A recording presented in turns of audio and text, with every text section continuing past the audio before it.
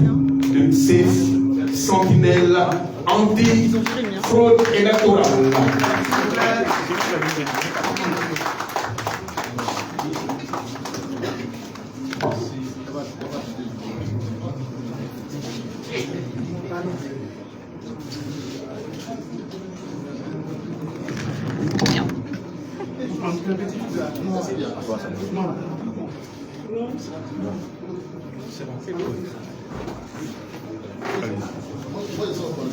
Maître Alba Touré, chef de cabinet de son excellence du président Laurent Gbagbo, et également présidente de Sentinelle anti-fraude électorale. Merci. Je tiens tout d'abord à remercier l'éminente direction du parti d'être présente à cette conférence de presse, ainsi que l'ensemble des organes de presse.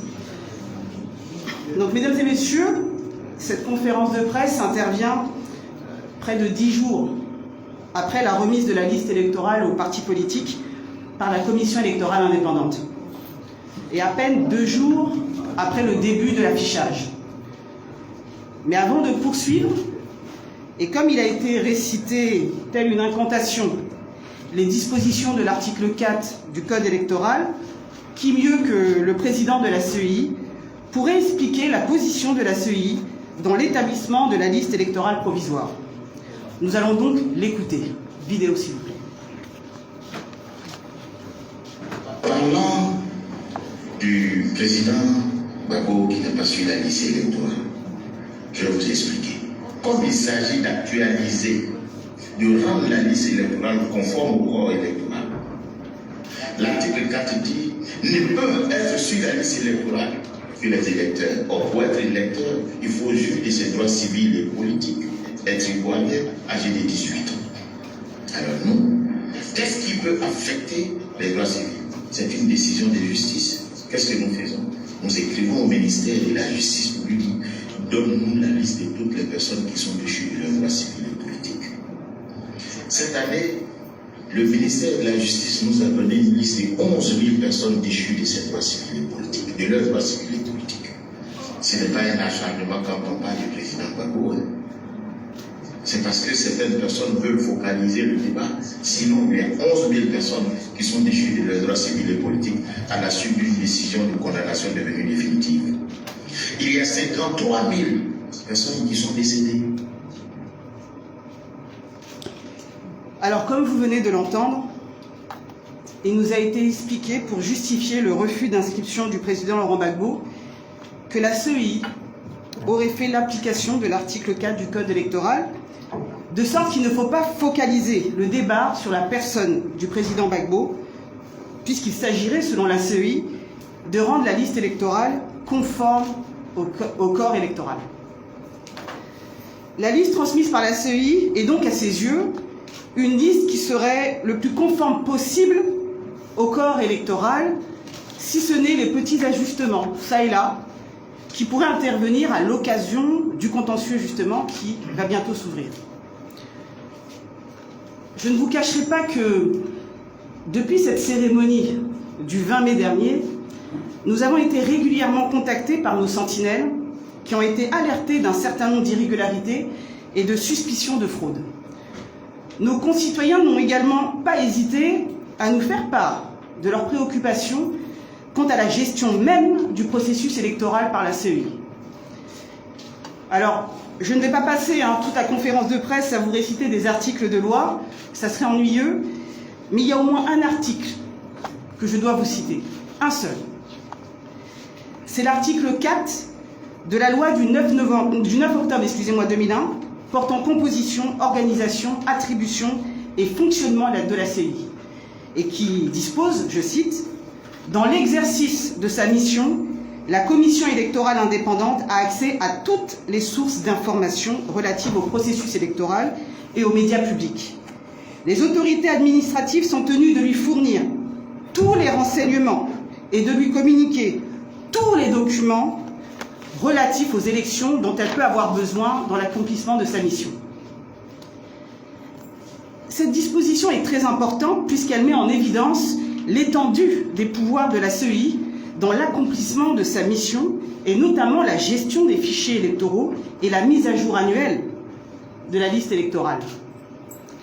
Or, si l'on en croit les déclarations de la CEI, il semblerait que la gestion des fichiers électoraux se limite à l'actualisation de la liste électorale par la collecte des demandes d'inscription des Ivoiriens, par la collecte des demandes d'actualisation des données personnelles des électeurs déjà inscrits et à la radiation des personnes qui ont cessé de remplir les conditions pour demeurer sur la liste électorale. Donc si on en croit, elle a en gros 3 missions qu'elle doit effectuer en vue de la mise à jour annuelle de la liste électorale. Cette position de la CEI est confortée par son refus obstiné de tout audit de la liste électorale. La CEI prétend en effet que cet audit interviendrait déjà avec l'actualisation des données et de la phase du contentieux qui permettrait à chaque électeur de porter des réclamations devant elle. Cependant, une telle position est plus que critiquable. Pourquoi ? Parce que tout d'abord, les partis politiques, les candidats et les électeurs, ils n'ont pas les moyens de la CEI, par définition. Ils n'ont pas les moyens d'État. Ils ne peuvent pas vérifier les dates des enrôlements pour s'assurer que les personnes les enrôlements sont bien intervenus lors des dates et heures de période d'ouverture de l'enrôlement, par définition. Comment un parti peut avoir cette information? Comment un candidat peut avoir cette information? Comment un simple électeur peut avoir une telle information? Ils ne peuvent pas non plus exiger des autorités, les candidats, les partis, les électeurs, ils ne peuvent pas exiger des autorités administratives la communication de documents de nature à vérifier la régularité de telle ou telle inscription.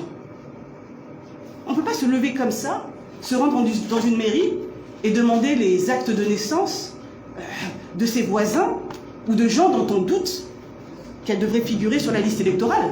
Le particulier, le parti politique, le candidat, il n'a pas ce pouvoir.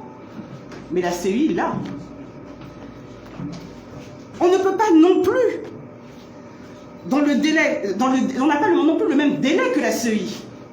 Puisque, pour ce qui concerne les partis politiques, les candidats et les électeurs, eux, ils doivent analyser une liste électorale de près de 8 millions d'électeurs en quelques jours. Et ils doivent formuler des recours, ils doivent formuler des réclamations sur cette liste électorale de près de 8 millions de personnes en 10 jours maximum. Sinon, ils sont forclos. Bon. Donc, le travail de croisement de la liste électorale avec tous les fichiers de l'État qui auraient pu permettre de déceler les fraudes et irrégularités présentes sur la liste électorale, c'est une tâche de la CEI. La loi nous l'a rappelé. Ce n'est pas la tâche, ça ne revient pas aux candidats, ça ne revient pas aux partis politiques, ça ne revient pas aux électeurs. Nous, électeurs, nous, candidats, nous, partis politiques, on peut effectivement contrôler. Mais on n'a pas ce travail à faire. Ça, c'est le travail de la CEI.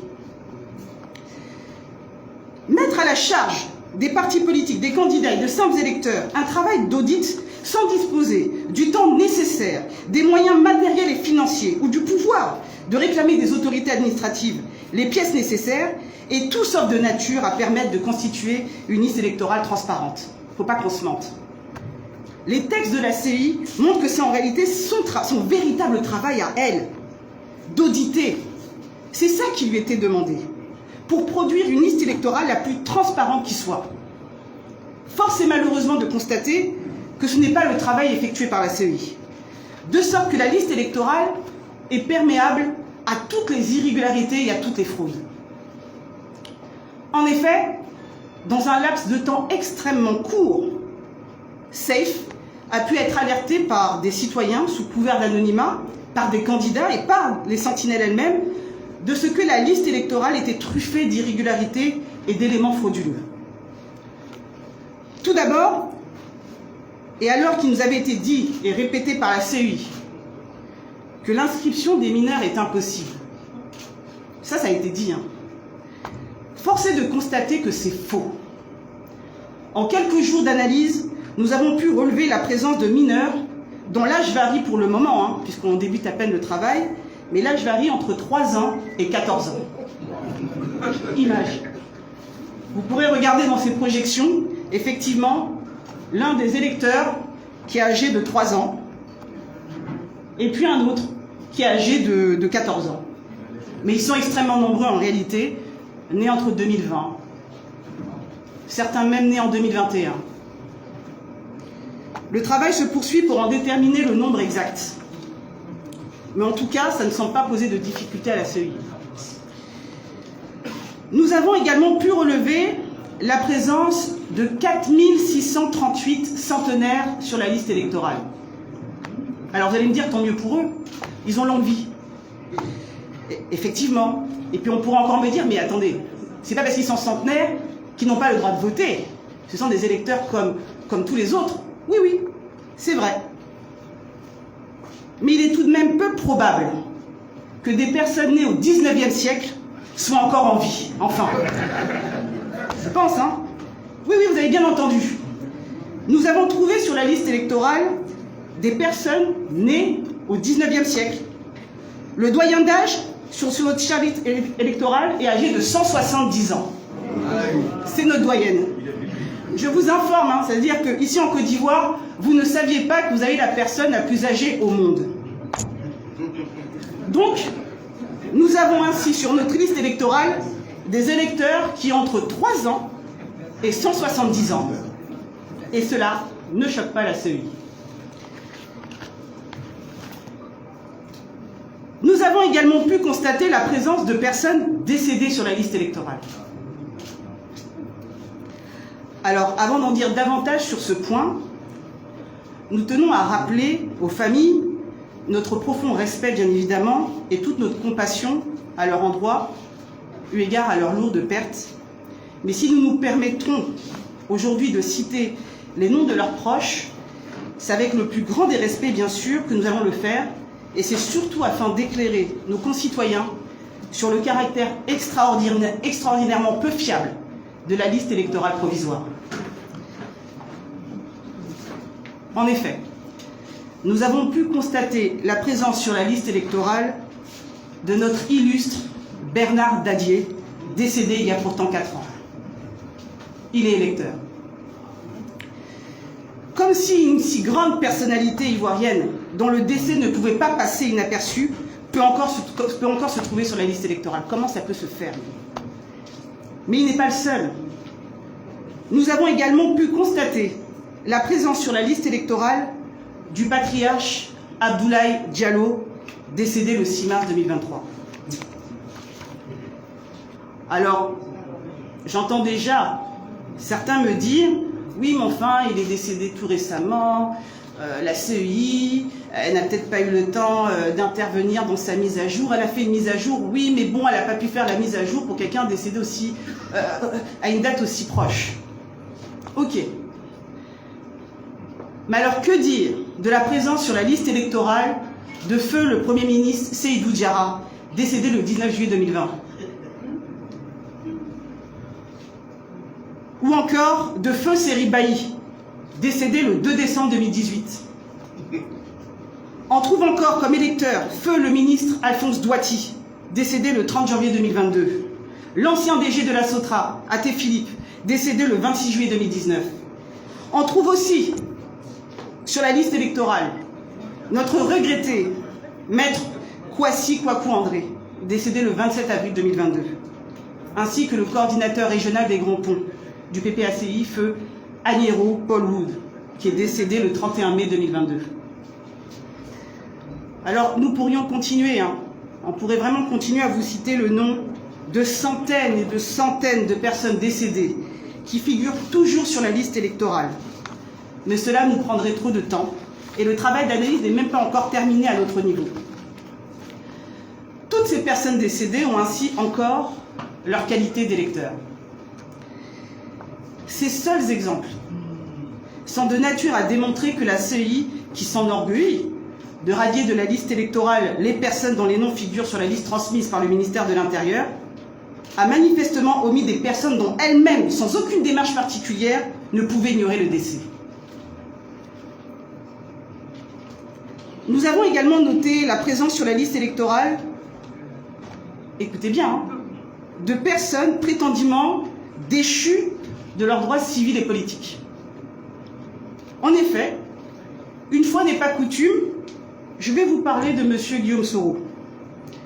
Vous le savez tout comme moi, M. Guillaume Soro, après avoir rompu avec le pouvoir, a fait l'objet de poursuites judiciaires, ayant abouti à sa condamnation par contumace, ainsi que ses proches collaborateurs, comme Maître Afoussi Bamba, ou encore M. Souleymane Kamaraté Dissoul Toussoul, qui est toujours en prison d'ailleurs.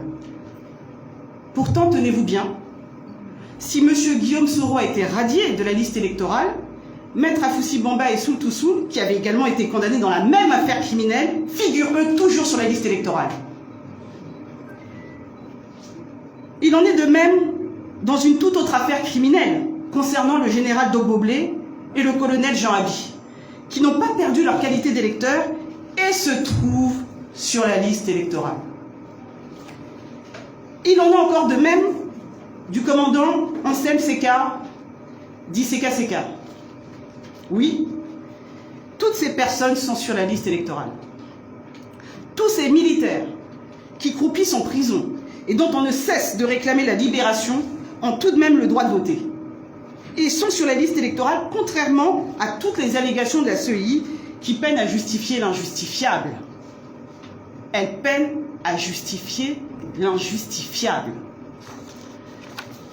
Pour ce qui est des suspicions de fraude, on va prendre qu'un exemple, c'est la commune de Dabou. Parce qu'elle illustre assez bien ce qui nous a été dénoncé un peu partout sur le territoire ivoirien. Pour la seule commune de Dabou, c'est plus de 800 suspicions de fraude qui nous ont été dénoncées. Il nous a été remis des documents dans lesquels des mêmes individus présentent des parents différents, suivant qu'il s'agisse de leur acte de naissance ou de leur carte d'électeur. Les noms et prénoms des parents changent, ou parfois c'est la date et le lieu de naissance qui sont différents, alors que cela concerne la même personne. Les informations figurant sur les actes de naissance de ces personnes, notamment les lieux de naissance des parents, qui sont souvent nés à l'étranger si l'on en croit les actes de naissance, les informations contenues dans les actes de naissance, sont différentes des informations qui sont indiquées lors de leurs inscriptions sur la carte électorale. En résumé, sur leur inscription sur la liste électorale, ils vont dire que leurs parents sont nés à Dabou, mais quand on vérifie sur leurs actes de naissance, les parents se retrouvent nés à Bamako, à Ouagadougou, bon, qui n'est pas encore la Côte d'Ivoire.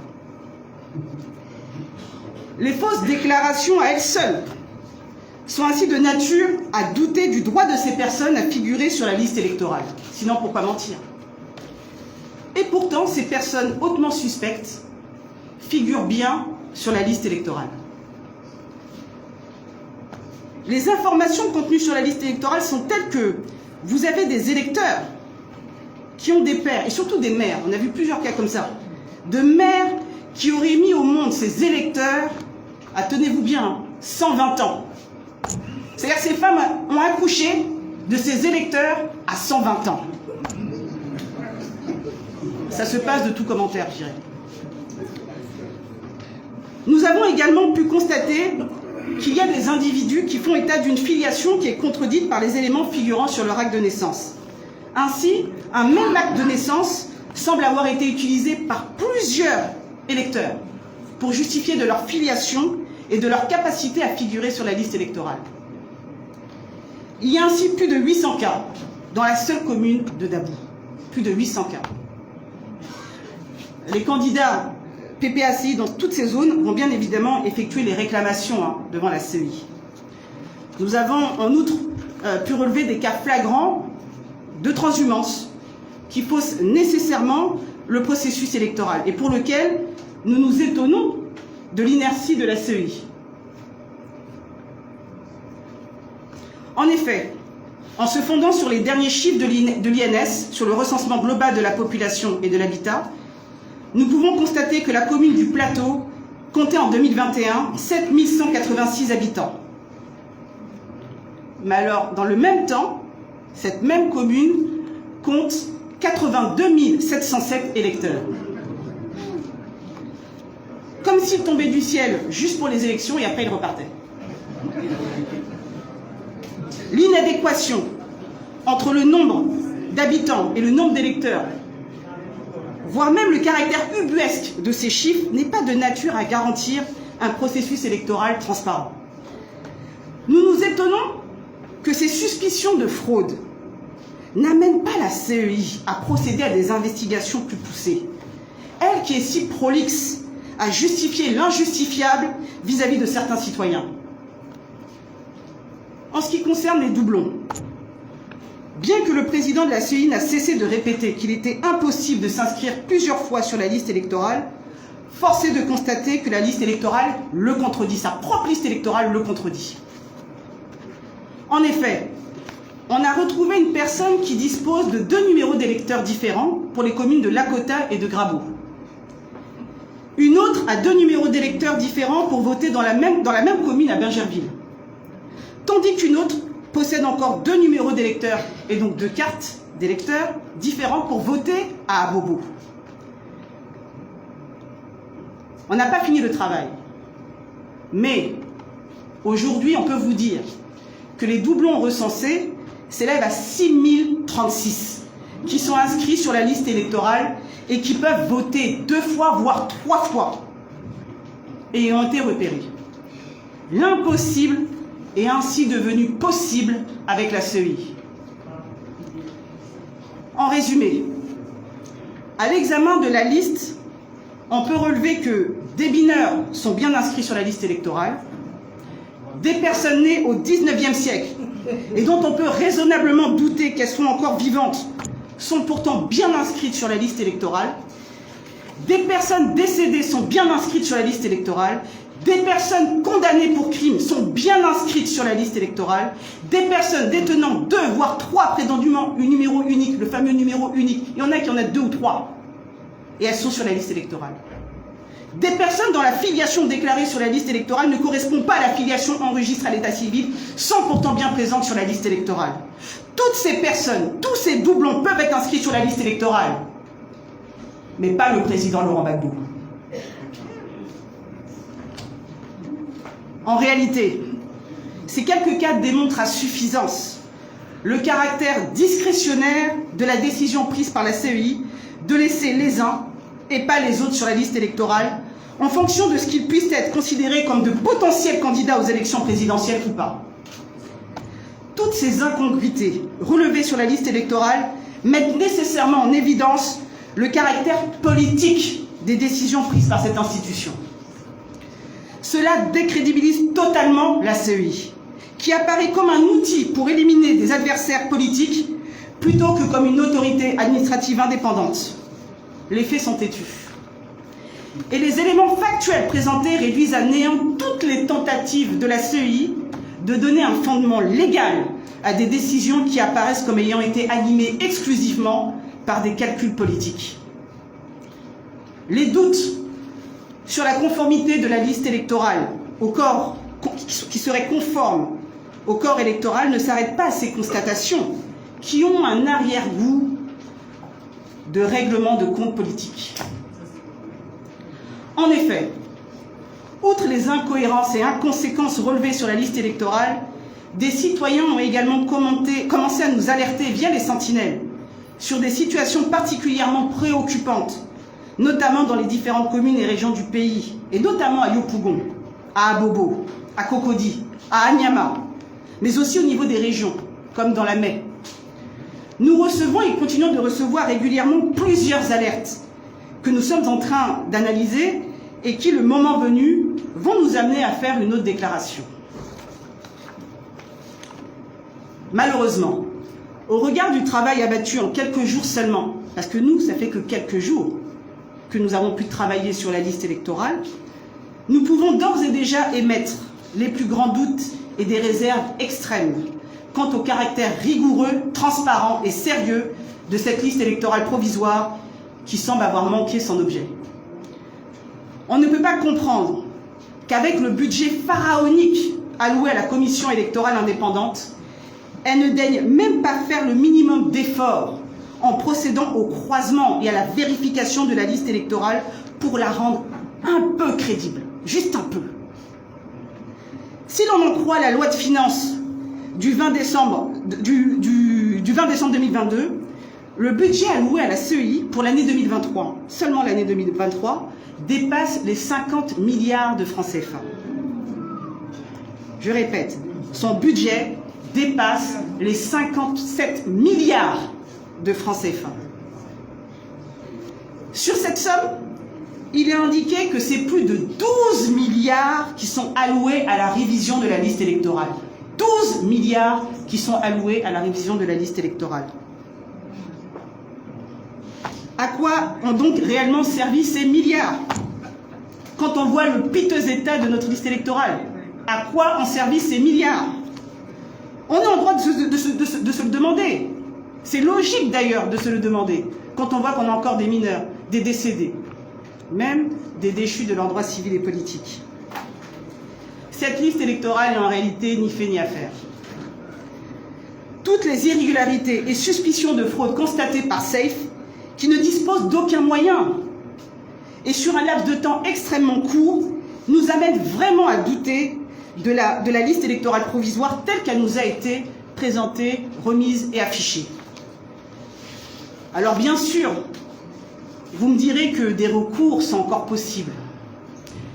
Mais cette possibilité est limitée dans un laps de temps tellement court qu'elle ne permettra pas aux citoyens et aux partis politiques de faire suffisamment de recours, de réclamations pour pallier les carences de la CEI. En effet, on ne peut pas demander aux partis politiques d'analyser en moins d'une semaine une liste électorale de plus de 8 millions d'électeurs. Voyons, ce n'est pas sérieux. C'est tout simplement impossible. Néanmoins, nous n'arrêterons pas. Nous ne cesserons pas de dénoncer toutes ces irrégularités. Il est vraiment temps que la CEI travaille réellement et sérieusement.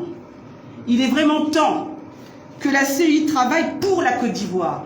Je répète, il est temps que la CEI travaille pour la Côte d'Ivoire. Que la CEI travaille pour la Côte d'Ivoire. Et qu'elle cesse de donner l'impression de servir un camp. Avec toutes ces irrégularités et fraudes constatées, comment la CEI peut-elle encore être crédible pour présenter une liste électorale transparente et pour proclamer des résultats provisoires qui soient le reflet de la réelle volonté du peuple? À cet égard, aux différents problèmes juridiques posés par cette liste, nous avons été pour le moins interloqués par les propos de la CEI qui estime qu'il revient aux politiques de trouver des solutions à toutes les irrégularités juridiques que nous lui dénonçons, et notamment celles relatives au refus du président Laurent Gbagbo d'être inscrit sur la liste électorale. Alors, à quoi sert cette CEI si elle se défausse sur le politique pour camoufler ses propres carences? Elle sert à quoi? En outre, nous trouvons ces propos assez graves, car ils reviennent à reconnaître que la CEI n'est pas véritablement indépendante. La CEI est pourtant censée agir en toute indépendance, conformément au droit, et faire son travail d'établissement d'une liste électorale transparente. Si la CEI n'est plus en mesure de remplir son rôle et que l'indépendance nécessaire est hors de sa portée, il va peut-être falloir trouver autre chose. Ou alors, trouver des personnes qui seront plus à la hauteur de la tâche. Nous espérons donc que tout sera mis en œuvre pour que la CEI, par ses actes, redonne confiance aux citoyens, et ce tant dans le traitement de la liste électorale que dans tout le processus électoral. En tout état de cause, et afin de demeurer vigilant sur tout le processus électoral qui inclut la liste électorale, SAFE dispose d'un site internet sur lequel tout le monde pourra alerter des irrégularités ou fraudes constatées.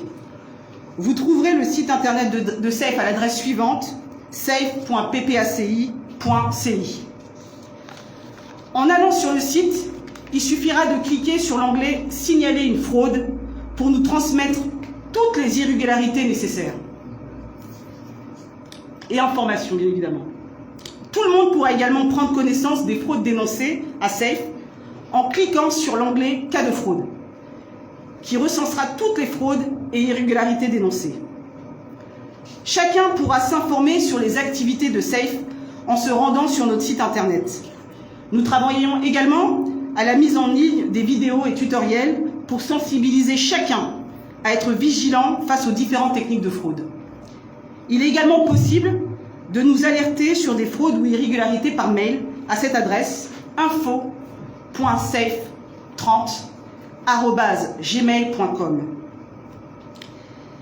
SAFE continuera de rester mobilisé pour surveiller, détecter et dénoncer toutes les fraudes et irrégularités. C'est notre raison d'être. Et c'est la condition sine qua non pour que nos concitoyens aient de nouveau confiance en notre processus électoral. Pour finir, tout ce travail n'aurait pas pu être accompli sans le travail acharné et sans relâche des vice-présidents Ousmane Sissavané, Viviane Yakale, Kazadja et le professeur Tano. Mais surtout, il a fallu un travail intensif qui se poursuit encore aujourd'hui, 7 jours sur 7, par les sentinelles, que je tiens vraiment à féliciter et à remercier pour leur travail discret sur le terrain, qui nous a permis de remonter déjà toutes ces données qu'on a pu vous exposer aujourd'hui, mais qui se poursuit encore. Il faut aussi saluer tous ces anonymes qui n'ont pas hésité à nous remettre des éléments de preuve quant aux suspicions de fraude et des irrégularités. Ce sont les premiers résultats de ce travail que nous avons exposé aujourd'hui. Mais le travail est loin d'être terminé. Nous ne faisons que commencer. Continuons donc de surveiller, détecter et dénoncer ensemble. Je vous remercie.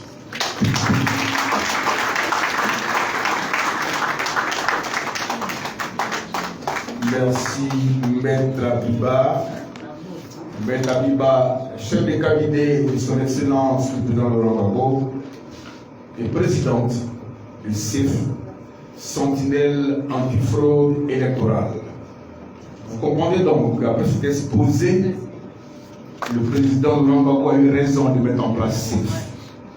Parce que si en seulement 4 ou 5 jours, on a pu déceler qu'en Côte d'Ivoire, une maman de 120 ans a mis au monde un enfant qui peut être électeur aujourd'hui, il y a beaucoup à craindre. CIF est encouragé. Merci encore pour le travail. Amis de la presse, je vous demandais si vous aviez envie de poser des questions afin d'avoir des éléments de façon complémentaire. Maître Abiba est à votre disposition. Écoute vos questions. Vous présentez, montez votre organe et vous posez la question. Donc s'il vous plaît, qu'on soit succinct sur les minutes. Merci. Je suis Simplice Zawi du journal Le Quotidien d'Abidjan. Alors je voudrais demander, après toutes ces dénonciations, après toute cette longue liste de fraudes et de cas est-ce que la structure doit... Est-ce que le rôle de la structure, c'est simplement de dénoncer ou alors qu'est-ce qu'elle compte faire pour, je vais dire, mettre fin aux pratiques qu'elle juge et qu'elle qualifie de frauduleuses de la CEI? Merci. Attendez, c'est pas question ou on prend la question? On prend 5 questions, on note. Merci. Je suis Ferdinand Baï du quotidien Le Temps. Je voudrais juste savoir, est-ce vrai qu'elle a décliné l'invitation de LCI?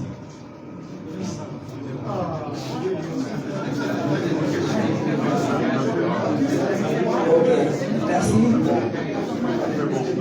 On s'écoute, s'il vous plaît, s'il vous plaît. Merci. Alors, je voudrais poser la question suivante.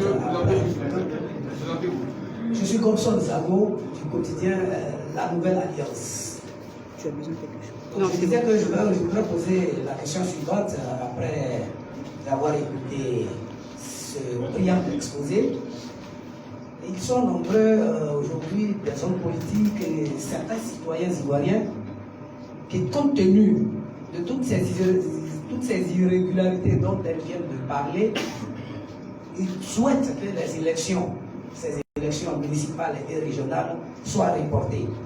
Est-ce que le PPACI peut travailler dans ce sens, peut se joindre à tous ceux qui font cette demande?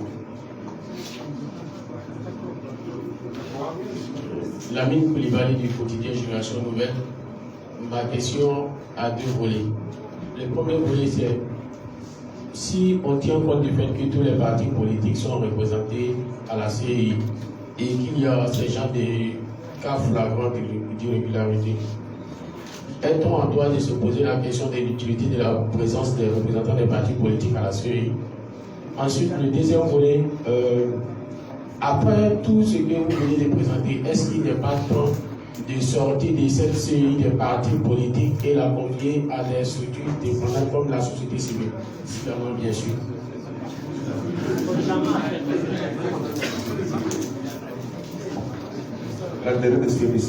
Merci. Alors, moi, ma question est toute simple. Alors, je suis Alain Aïmou, micro libre, au nom du média. Alors, je voudrais savoir, est-ce que le PPACI envisage, si éventuellement la place des élections municipales est maintenue, de se retirer de ces élections ou de rester dans le jeu? Ma deuxième préoccupation, est-ce qu'éventuellement, vis-à-vis de ces irrégularités, le PPACI envisage de mener une action en justice? Et si c'est le cas, on se souvient encore en Côte d'Ivoire de cette justice dont le PPACI a dénoncé à plusieurs reprises son système à gérer la justice ivoirienne à deux vitesses. Je suis bien l'expression. Merci. C'est bon. Merci. Maître Pouel. Oui. Alors, pour la première question, qu'est-ce que SAFE compte faire compte tenu de tous les cas de fraude et irrégularités constatés sur la liste électorale? Nous l'avons déjà indiqué, nous allons assister nos candidats pour les recours. Nous allons les aider à constituer les dossiers pour faire des recours. Vous savez, SAFE, qui est un organe du PPACI, nous sommes un parti légaliste. Nous, on ne prend pas les armes. Nous, quand il y a des choses qui ne vont pas, on saisit, on forme nos recours et on dénonce. Donc là, on a dénoncé. Demain, nous formerons nos recours. On va aider nos candidats à former les recours. En ce qui concerne l'invitation sur la chaîne NCI, bon, moi je suis un peu gênée parce qu'ils ne m'ont pas contacté. Je n'ai pas été informée. Le journaliste ne peut pas dire qu'il m'a eu au téléphone et puis à la dernière minute, j'ai fui comme j'ai pu. Je n'étais pas informée. Donc, lorsque ces bruits ont commencé à courir, forcément, j'ai pris attache avec le président de la commission communication du parti, parce que c'est la cellule communication du parti qui gère les rapports avec les médias, et il m'a indiqué effectivement que la direction du parti ont vu notamment, je crois que ça a été indiqué, de la mobilisation sur le terrain. Bon, nous sommes un parti où nous essayons d'être disciplinés. Donc, de toute manière, je ne peux pas me lever comme ça, parce que je ne me représente pas. Quand je vais sur un plateau télé, je vais pour le compte, soit du président, soit du parti, soit des deux. Moi, je n'ai pas fui, je ne fuis pas. Et je ne pense pas avoir cette réputation du reste. Donc, voilà ce que je peux vous dire concernant cette fameuse, ce plateau de la NCI. Alors, maintenant, en ce qui concerne la demande de report des élections, ça relève de la direction du parti. C'est la direction du parti qui, à un moment donné, si elle estimera nécessaire, prendra les décisions appropriées. Mais il ne me revient pas, en tant que président de SAFE, de répondre à cette question. En tout cas, ce serait peut-être prématuré. Donc, en ce qui concerne le report des élections, je vous invite à prendre attache avec la direction du parti, qui, le moment venu, vous fera part de sa décision. Alors, en ce qui concerne la représentation des partis dans la CEI, bon, si on en croit la CEI, il n'y a pas de représentation de partis dans la CEI. Il y a des personnes désignées par des partis. Et là, la nuance. Donc, officiellement, le PPACI n'est pas dans la CEI, mais le PPACI a bien voulu désigner une personne dans la CEI. Bon, et vous conviendrez encore avec moi que la CEI n'est pas composée d'une personne, mais d'un conglomérat de personnes venues de tous bords. Bon. Donc, ce n'est pas une personne qui crée une majorité, dans l'absolu. Et puis, ce n'est même pas la question. La question n'est pas de savoir si on est dans la CEI ou si nous ne sommes pas dans la CEI. La question, c'est que la CEI doit agir conformément à la loi, que la CEI doit travailler.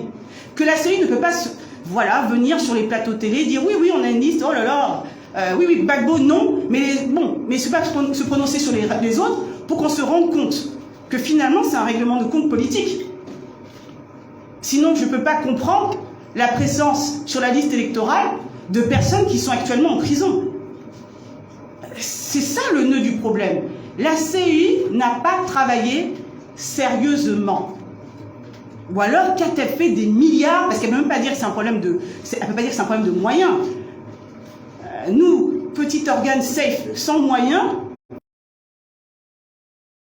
en réalité, le problème, c'est la CEI qui ne travaille pas, manifestement, et qui procède, ça c'est forcé de constater, à prendre des décisions qui peuvent être analysées comme des règlements de compte politiques, où on choisit qui on retire, et puis on laisse les autres, on ne regarde pas les autres, mais on choisit qui on retire de cette liste-là.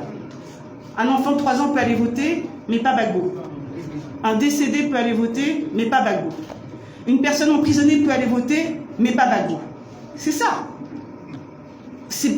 Comment voulez-vous qu'on le prenne autrement que comme, finalement, une façon de procéder à des règlements de compte politiques? Et ce n'est pas le rôle de la CEI. La CEI était censée rassurer tout le monde. La CEI était censée rassurer tout le monde.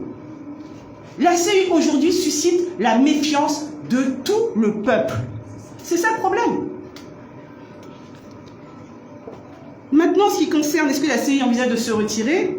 Encore une fois, ce n'est pas une question qui relève des prérogatives de SAFE, c'est une question qui relève de la direction du parti.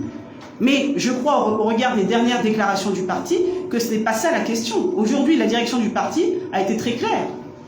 Il fallait expliquer au peuple ce qui s'est passé. Il faut mobiliser sur le terrain, aller sur le terrain et expliquer aux militants, aux sympathisants, aux citoyens ce qui s'est passé et le jeu dangereux auquel se prête la CEI. Voilà, je crois avoir répondu à toutes les questions. Est-ce qu'il y en a d'autres? Est-ce que vous avez envie de poser des questions? C'est bon? Je pense que quand c'est clair, c'est clair. Je peux me permettre de dire qu'on a assisté, enfin, Maître Abiba a fait du Maître Abiba. Maître, soyez salué. Merci. Nous allons faire Maître Abiba. Merci donc, prends fin. Voilà, regardez à ma gauche, sur l'écran, le mail SF, pour que vous puissiez donc envoyer des alertes. Merci pour faire donc cette conférence de presse.